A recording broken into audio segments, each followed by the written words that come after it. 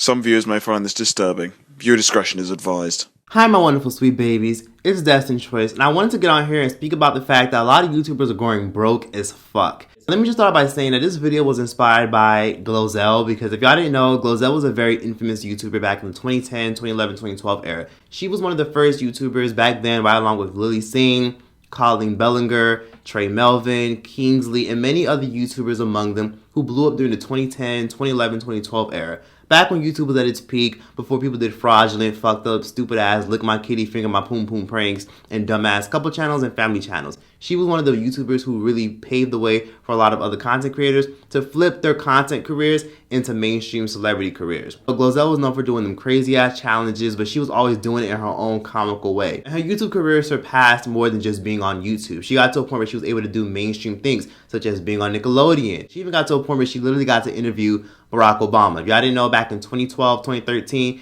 when Barack Obama got reelected, people drugged the fuck out of her ass because when she had an opportunity to interview the president out of all YouTubers, she sat up there and pretty much made a fool of herself, and that shit looked like a whole damn skit. So, yeah. Glozell overall is pretty successful and she's done pretty well for herself. But Glozell recently did an interview where she talked about how she was going broke on YouTube and how a lot of YouTubers are going broke, right along with a lot of influencers who claim that they're really living that life, but they're really not. So Glozell did an interview with a publication talking about how she went through a lot of financial issues to the point where her and her 3-year-old daughter were homeless, trying to live on people's couches, and she even got to a point where she asked other influencers and other celebrity friends for help and made them either one, turn their backs on her, or two, told her, bitch, I'm going through the same thing.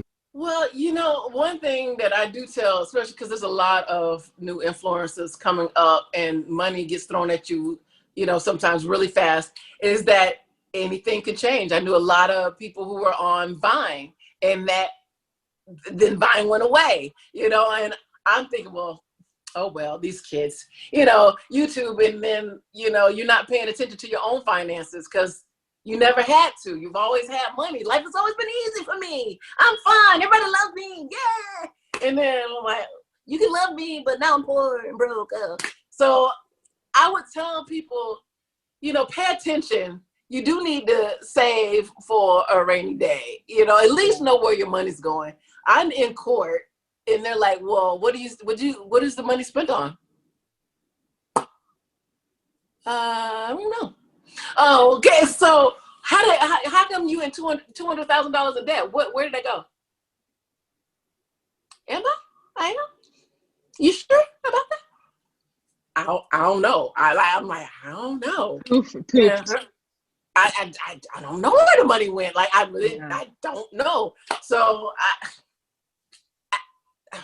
I know I don't have any now. How about that? You know, so that's where it is. Know where your money's going. And, you know, I managers and agents before that was taking as much as 40% of things.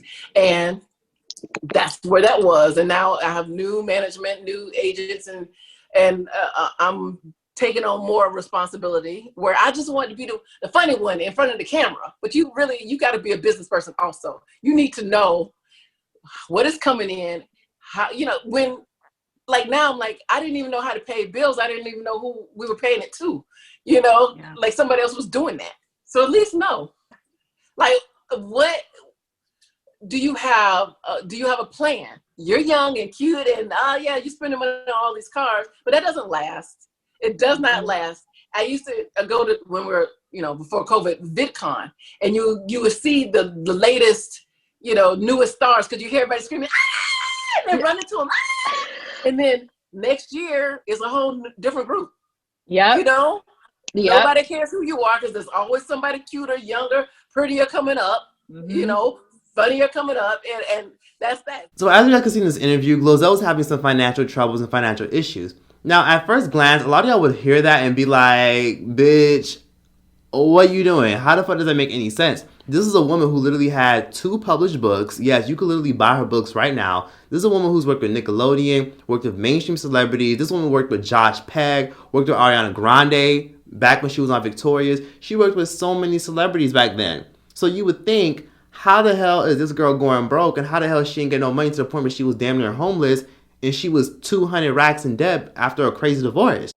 So now I gotta find a place, look for a place. I'm a single mom, don't have any money coming in, and you're paying for a divorce. They all hit at once. So it went completely dry. And that's when, and I'm not gonna cry, hallelujah. But that's when you know who your friends are. Because a lot of people who you think are good until there's a problem. Glozell made it abundantly clear why a lot of dumbass influencers go broke. And truth be told, she really was one of those dumbass influencers. And let me tell you why a lot of influencers go broke in my personal perspective. One, a lot of influencers are entitled as fuck. They don't post for literally 6 fucking months, and then they come back saying, yeah, I'm sad, I'm depressed, and yeah, but, you know, I'm not getting as much views as I used to. And, well, duh, bitch, you ain't post for 6 months. You ain't post for 2 months. Where the fuck you been? All them damn fucking followers and views and money you got from people supporting your channel went nowhere because people supported you so you can make more content, and you just took all that support and you went to fucking Cancun, or you just sat on your ass all day, your big sweaty ass, eating hot Cheetos and shit, and just watching Netflix. Then, let's be honest, a lot of YouTubers will literally get on here and every fucking upload is literally a sponsorship. Every upload is a sponsorship, and they wonder why their engagement is going down. I'm like, bitch, what you expect?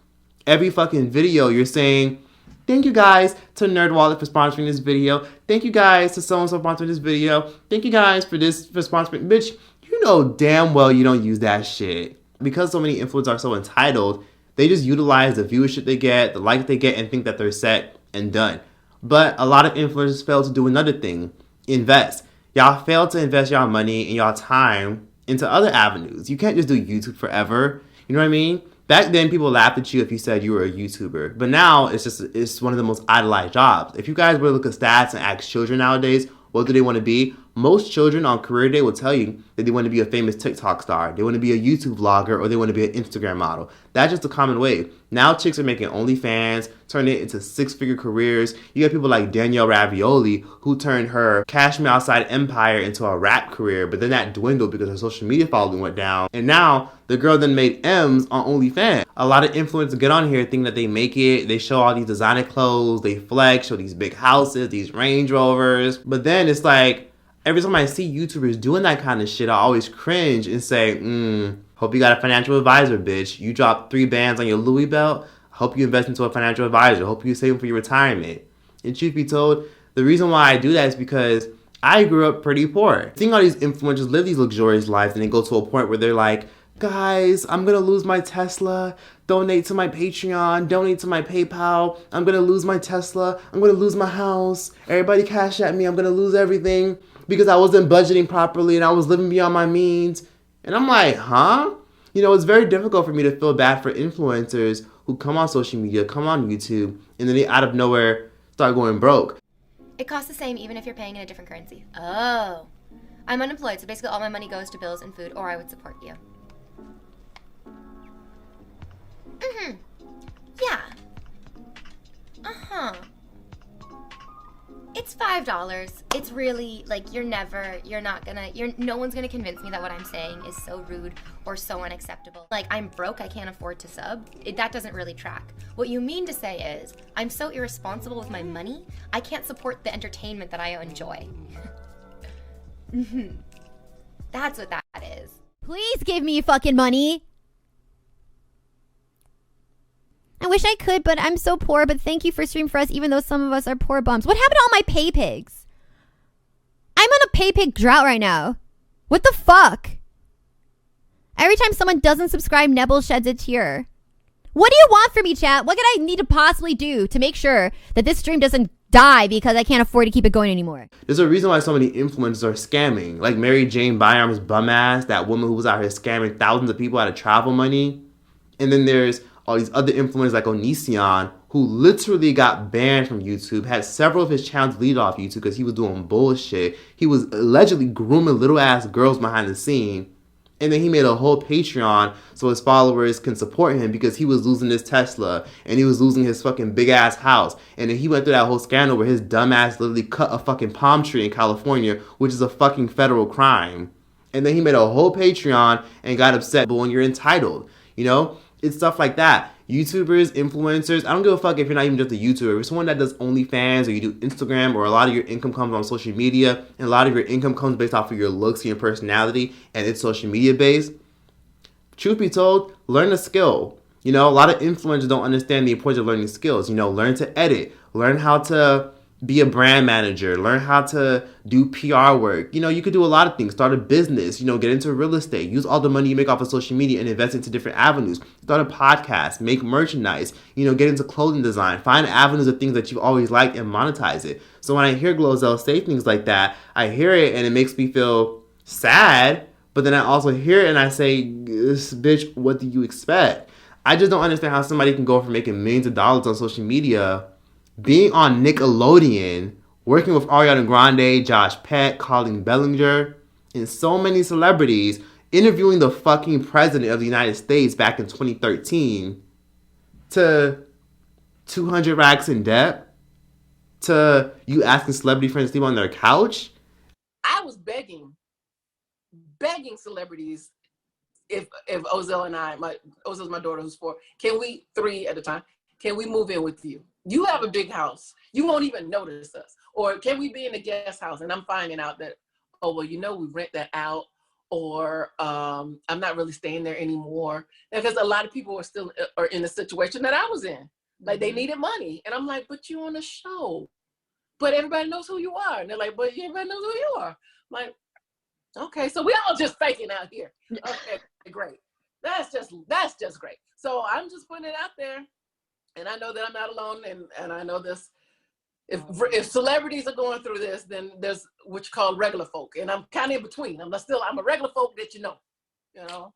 So please again, check out the Glozell show on YouTube and Million Stories. I'm not shaming the woman, but what I'm saying is I want a lot of influencers to look at this shit as an example of, you see what happens when you don't invest? Even Lovely T and so many other influencers said it the best, that if you're just depending solely on YouTube, then it's like, what the fuck are you even doing with your time, money, and resources? You know, you should be looking at different avenues, because social media is not forever. You know, even at your current job, you know, if you're someone that works at a really good job and you make good money, even if you're not on social media, understand that what's going to happen in the long run if an emergency happens. You know, have an emergency fund, or if not, have an emergency fund, invest your money into things like life insurance. Life insurance is one of the best things you could ever get. Look it up. Whole life insurance, which it's more than just if you die and the death benefits. It's more, just look into it if you want to. That's how the rich sustain their wealth. Fun fact. Explain. And Sharon, I got a big question on this. If I'm young and single, why would I care about life insurance? Who am I trying to take care of? Well, that's what a lot of people think. They think, I don't own a home, I don't have any kids yet, why do I need life insurance? Yeah. But do you have student loan debt that your parent co-signed with you? Oh, if you have a private, think of that. If you have a private student loan, there's a good chance that that will not be discharged if anything happens to you. So that parent will be stuck with it. Okay. Did you take out a small business loan? And if someone co-signed with you on that, or even if they didn't, that loan still has to be repaid even if it takes your entire estate. Do you financially support one of your parents or another relative? Again, it doesn't have to be your child. If there's anyone that depends on you financially, you need to consider having life insurance. Okay, so a lot of people think life insurance is too expensive, especially if I'm young. I don't want to pay for any of this stuff because I'm not even thinking that I'm ever going to die anyway. What should they be thinking about when it comes to the cost? How much should it cost? What's a fair assessment? Well, one of the first things to think about is a term life insurance policy that covers you just for a specific term, 20, 30 years, and then it covers the time that you need to pay off that mortgage or for your kids to get out of the house or whatever it is. That's the cheapest type of life insurance that you can get. Looking at a website like policygenius.com, which lets you look at various types of plans and what the cost could be, a 30-year-old non-smoker, a healthy woman, could get a policy for $15 a month. Okay, that's a great price. People need to understand, though, at the end of the term, if you're not dead, it goes away and all the money you've paid in is gone too, right? Exactly right. But you never know what's going to happen. And if this is just an insurance policy to make sure worst case scenario. Exactly. Catastrophe. Exactly. And if something happens and nothing happens and that policy goes away, you could possibly renew it. You could get another type of policy. It's going to cost you more, though, because, again, the younger you are when you get this policy, the cheaper it's going to be. When I know I had all the millions and I didn't even have a credit card, the dumbest. I was like the dumbest person ever. I used to spend money on everything. Man, please. Yeah. Please. I'm going to open up an insurance, put $2-3 million in my insurance, and borrow from that and put it back in. I never lose my money, ever. And anybody get money, I'm giving you a promissory note.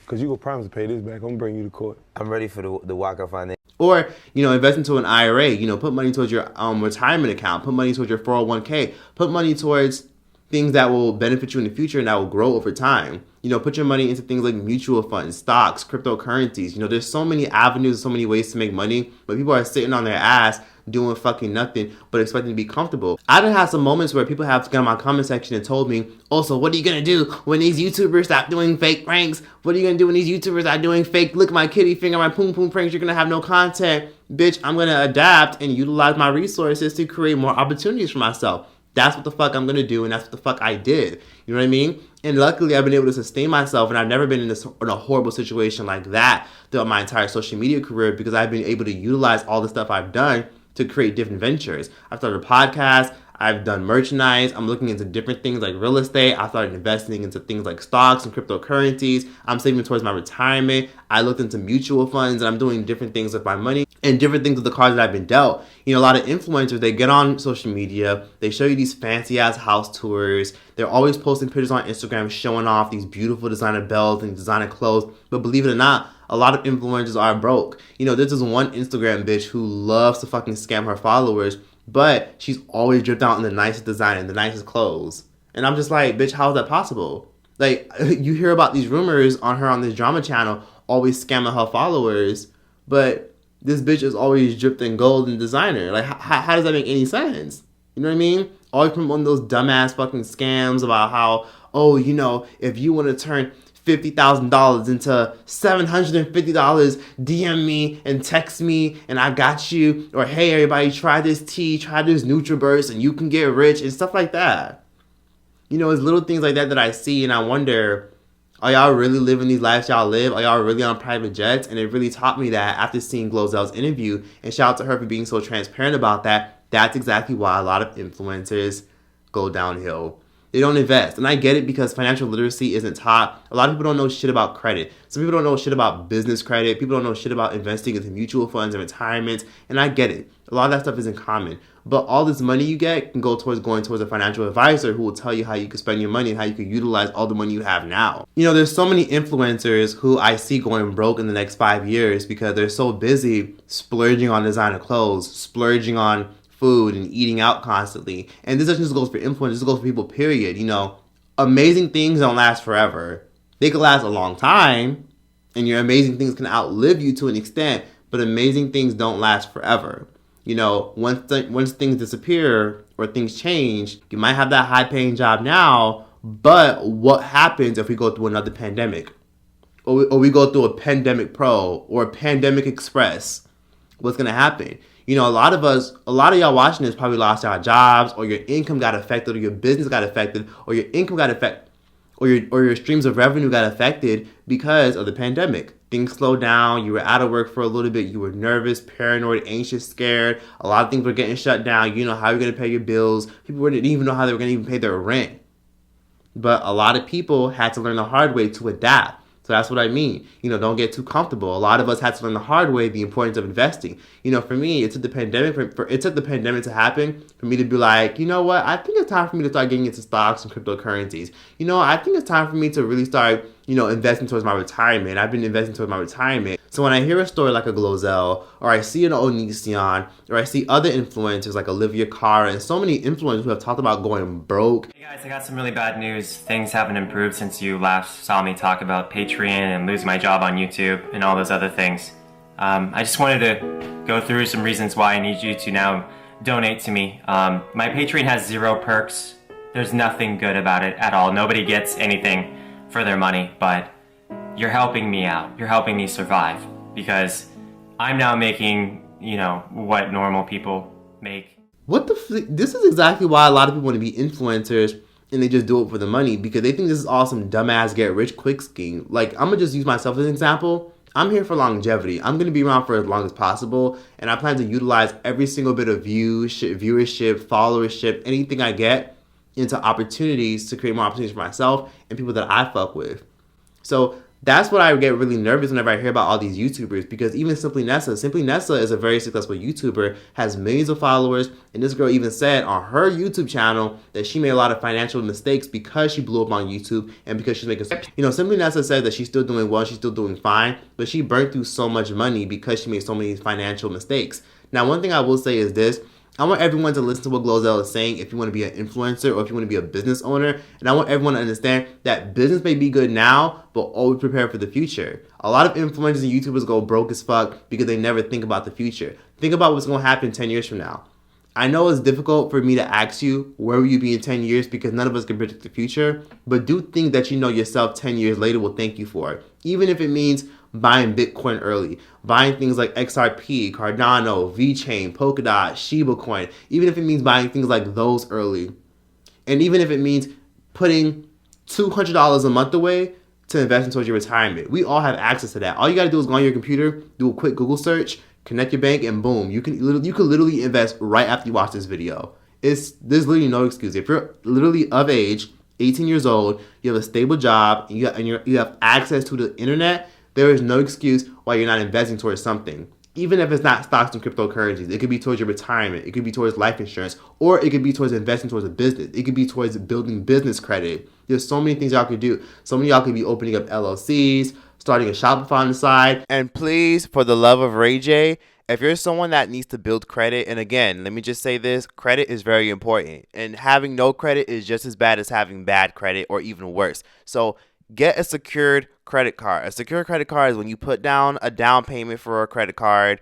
You put down $200, $300, $400, and then you use it like a regular credit card. Unsecured is what most college kids and everyone has, and people usually max out. But a secured is when you put your own money down and it helps you build credit. If you're a teenager and you're at least 18 and you can come up with a couple $100, put it on a secured credit card. Everyone gets approved for a secured credit card. Put it down on a secured credit card. Most banks provide one. If you don't know how to build your credit, just go to your bank and ask for a secured card. If you have bad credit, go to your bank and ask for a secured card. They will help you. Just ask your bank. Trust me, it's worth it.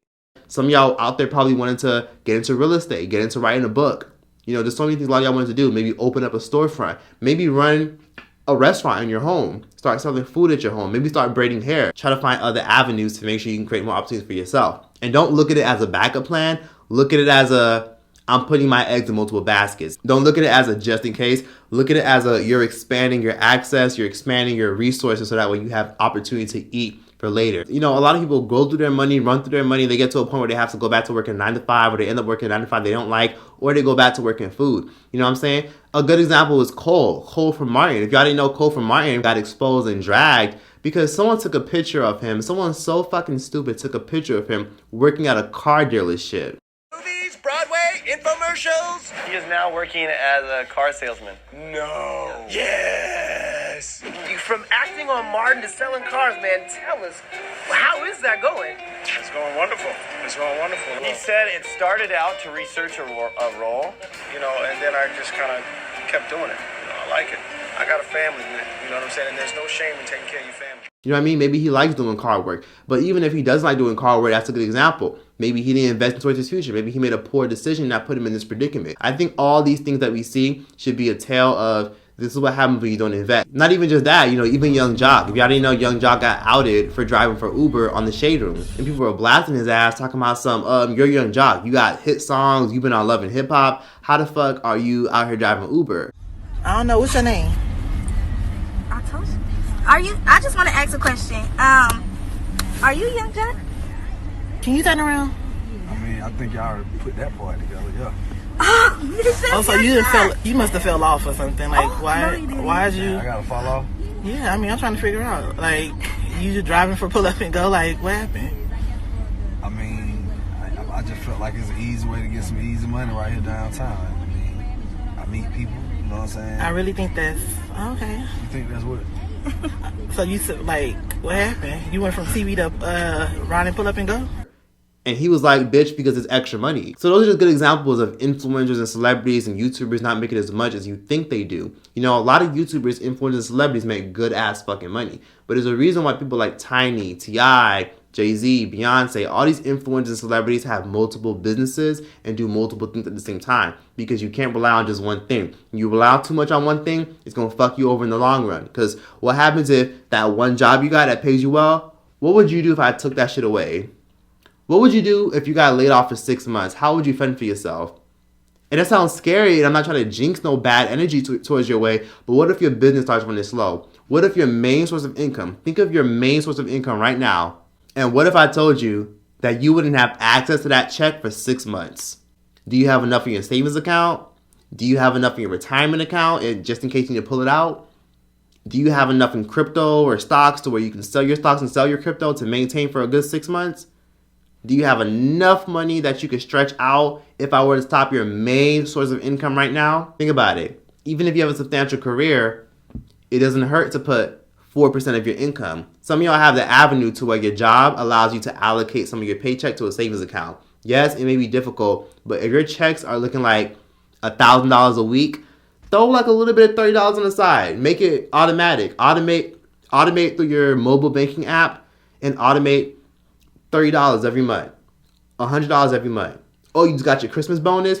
Take out $700, and it hurts, but it's worth it. There's a saying that goes like this: if it doesn't hurt how much you're saving, you're not saving enough. Because there are some times where I just be like, ooh, I really don't want to take that fucking amount out and put it into my savings because I might just have it for me. So I could buy something, and I could buy some chicken, or I could buy some food, or I could go on that nice little trip. But then I just have my random moments where I'm just like, you know what? It hurts that I'm saving all this fucking money, but I might as well just put all that to the side just for the fuck of it. I might as well max out my IRA, you know? I try to put at least $5,000 a year into my retirement account. And it's not that easy. It's not that easy, but it's not that hard. All you gotta do is just put $500 a month off to the side into retirement. You know, and I'm maxing out my IRA this year, so thank goodness for that. And then I also have a certain amount off to the side for taxes. And then I also got a certain amount of way that I don't look at and I never ever log into. I have a separate bank account for that. And sometimes what can help is make multiple bank accounts. If you have one bank account, sometimes that's not enough. Maybe make a second bank account. If you have a Capital One bank account or a Wells Fargo bank account or a Barclays bank account, maybe go to make a second bank account. Make a Bank of America. Make a TD Bank for just in case, you know? Make a Chase Bank on the side. Make a HB Bank on the side, you know? Make a Discovery Bank on the side. So that way you don't ever log into that bank account. You don't ever look at it. You don't have a debit card for that bank account. And then automatically an extra $120 or an extra $250 goes into that bank account and you just never look at it. Just make sure you allocate a certain amount to a savings account for just in case. Because seeing this Glozell situation is so horrible and it's so mortifying because they really could have been avoided. So when I see all these influencers who are splurging through their money, blowing away through all their money, I'll be thinking to myself, hey, do you, whatever you feel like is an investment to your brand or whatever you feel like makes you feel good, if you want to buy designer, diamonds, whatever, there's nothing wrong to splurge on yourself. But maybe have a lucrative plan at the end. You know, a lot of influencers and YouTubers also move to LA where it's incredibly expensive. That's another thing. That's nothing that really fucked Glozell over, but she was living beyond her means. She's originally from Florida, as we all know, but she moved to LA to pursue her career, and she made a lot of opportunities living in California. However, we all know California and places like New York are the most expensive cities in the world. Miami coming soon, Atlanta coming soon, and Texas coming soon. So due to that, a lot of YouTubers want to live in these big cities. A lot of celebrities and influencers live in these big cities because they want to make all this money and live this luxurious life and keep up with the Joneses and keep up with the Kardashians. So a lot of influencers will also move to LA and they'll get this expensive as fuck apartment that is so extra. They don't need all the extra shit and that goes way above their budget. I live in LA. I live in a pretty decent apartment and I pay a decent amount for the area that I'm in and for what I get with it. Security, laundry, all that stuff. And I pay a little bit below compared to most people. And I also got a really substantial deal that I was able to talk and negotiate my way through. So that's how I was able to maintain my living expenses, even though living expenses are expensive as fuck out here. Because I came here as an investment. And a lot of influencers and YouTubers come here as an investment as well. But so many influencers will come out here or they'll go to New York and they'll be trying to live this Kardashian lifestyle. I've been reading financial literacy books. And I don't even want to spend too much because I want to make sure I live within my means as much as possible. And even to the point where I literally don't even drive. Fun fact, I don't even drive. Don't even have a car. I literally walk everywhere. I Uber everywhere. And plus I'm a homebody. So I probably spend like $150 a month on literally just Ubering everywhere. Because I don't really need to. I walk everywhere or I just Uber everywhere and everything is like near me. So those are just good examples of a way to just cut back on your income, and I really wish more influencers would take more notes on that, is that you don't have to live beyond your means to impress people that don't really give a fuck about you. Yeah, you look good on the outside, but on the inside, you know, you're struggling because them student loans is raked up, right along with that credit card debt, right along with your impulsive spending habits, right along with all that income that's just going to zero little by little by little. And a lot of influencers really don't got it like that. And it's really unfortunate because you would think that someone like Glozell, someone who's made millions on the road, been on television, worked with numerous celebrities, you would think she was doing fine for herself. But little did we all know she was going through all that shit. And you know, I'm glad she's in a much better place, but now she's in a place where she kind of had to reevaluate her finances, where she's not making as much money as she used to back then because she got too comfortable. And that's a cautionary tale that I want everybody to learn from this, is that you never get too comfortable. Because when you get too comfortable, that's when you'll fall off. Because what happens if somebody pulls the rug under you? It's like what I said earlier in this video. What would you do if I stopped your income for 6 months? Your main source of income that mainly pays your pockets, your job, your business, your parents. What if I just stopped that side of income for 6 months? What would you do? Have you built up enough skills? Are you pursuing different ventures? Are you doing other things? You don't even have to look at it like a backup plan or like I'm scared I'm going to go broke. But look at it as I want to pursue different things so I can manage different things so that way I can expand my resources. You know? There's a lot of things you can do nowadays. It's like what Cardi B said. There's a lot of money out there. There's a lot of opportunities out there on the internet. And I'm going to give you some advice that a lot of people ain't going to tell you. Always take a business class, because sometimes the career that you study for one day is not going to make you happy, and you want to become your own boss. But you cannot be your own boss because you don't know how to manage a business. Cardi kept it real, and it continued backstage in our exclusive one-on-one. Don't talk about my choices if you wasn't in my shoes. What lessons have you learned along the way about managing your money? Always have a business manager, like I said. Always, always have lawyers to review what you're getting into. I got myself in hot messes because I trusted so many people. So much of the music is about, stunting, showing off your wealth. Where does financial literacy fit in hip-hop today? You might have $2 million in your bank account, so you'll be like, oh, I could buy a Lambo because I got $2 million and a Lambo costs $500,000. And at the end of the year, you had $2 million, but you have to give money to Uncle Sam. You spend $500,000 on a car, and then what you really have in your bank account is about $200,000. Before you spend something, make sure you could afford it. Just because you see it in your bank account, it doesn't mean that's what you have. Women don't understand like the power that they have. Like it's like me just asking a question, me with my looks, I could get whatever the I want. And I have the same power. Like, these men are not that smart. Everybody always tell me, like, who is your role models? Who do you look up to? And they always expect me to say, like, an artist. And it's like, I can't relate to an artist because I ain't saw they struggle. I saw my mom struggle.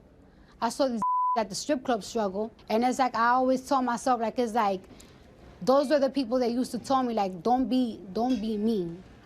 Don't be me, be greater.